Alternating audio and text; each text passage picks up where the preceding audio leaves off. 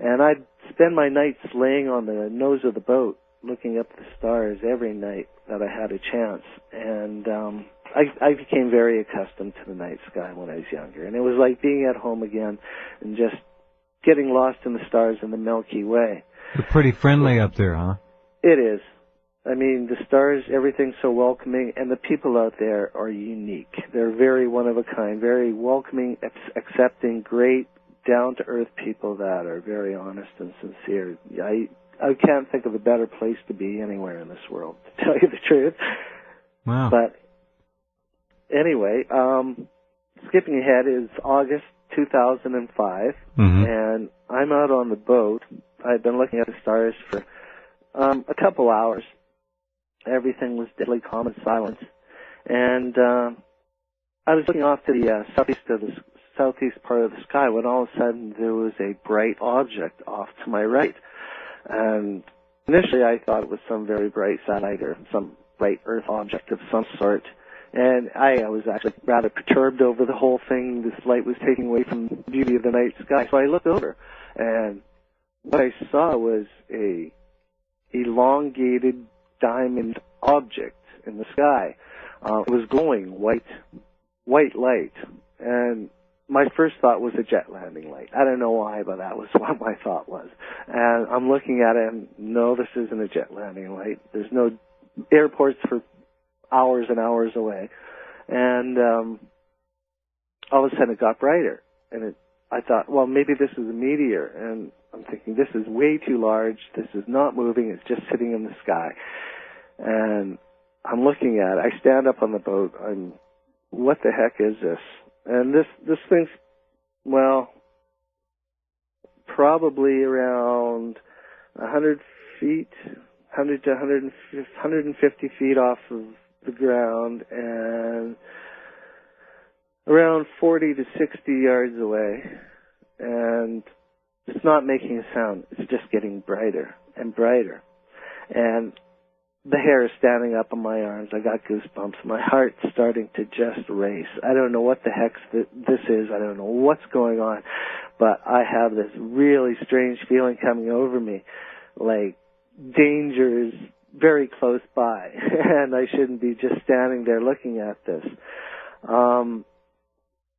The craft became brighter and brighter, and all of a sudden it seemed like I was caught up in a white beam of light. It surrounded the entire area of the boat I was on, the entire lake area, like probably a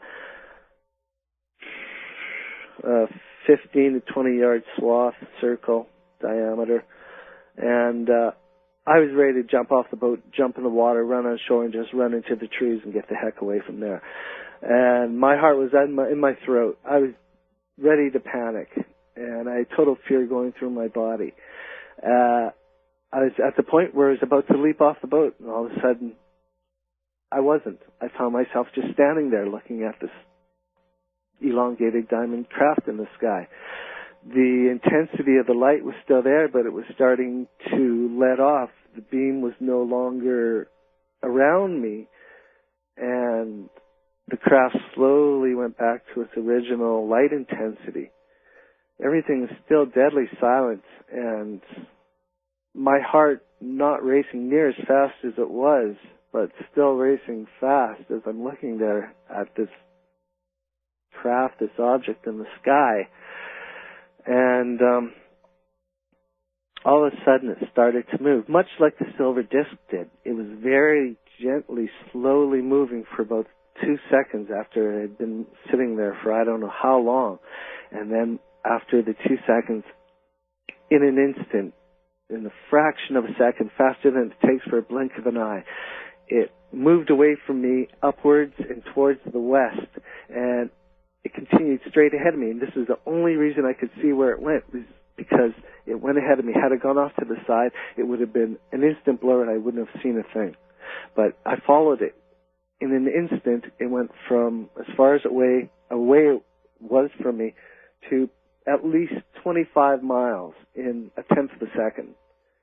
And it started to curve upwards, and then it shot straight up out of the atmosphere. Mm-hmm. I stood there very what do you shocked say? over the entire thing. Right.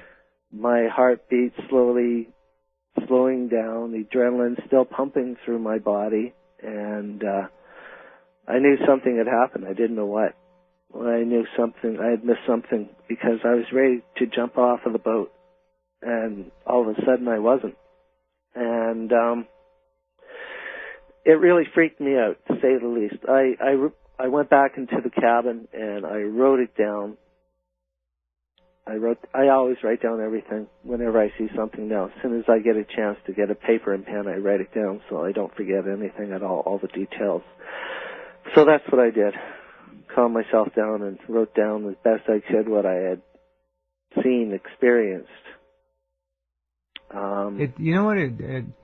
It doesn't sound to me, Brian, like Todd has been linked to the same group at all. It sounds like a lot of different groups have had a shot at him and know who he is, and have been studying or otherwise interacting with him for reasons we'll never understand. But this is just it seems to be an awful lot of different craft so far that have been, coming to visit and right. Whatever they're doing. Well, he's got a rectangle. He's got a diamond-shaped craft. He's got a disc. Got a disc. Yeah. You got three things right there, which are unusual. But who knows? But you could be right, Jeff. They could be different ones for whatever reason coming to visit and doing whatever they are doing for something for their own benefit, or who knows, or being treated like cattle.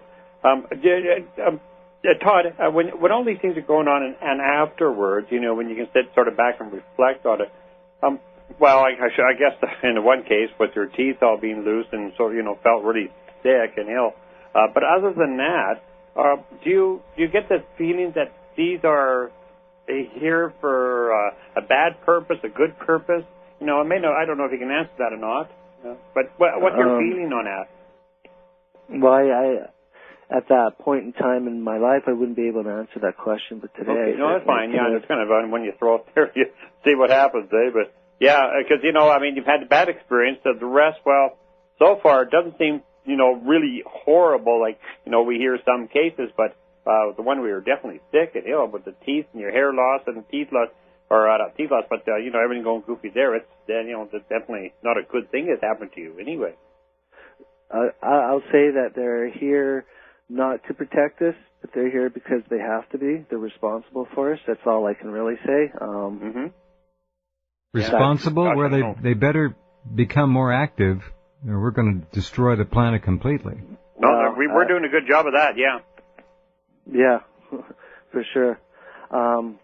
They're not. I don't think they're here to save us, and they're not here to.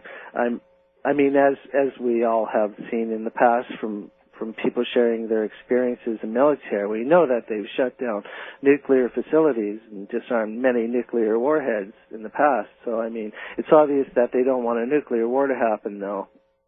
For whatever other reason, I don't know. But I got the impression that they're not here as protectors for us. They're here because they're responsible for us in a way as us being here.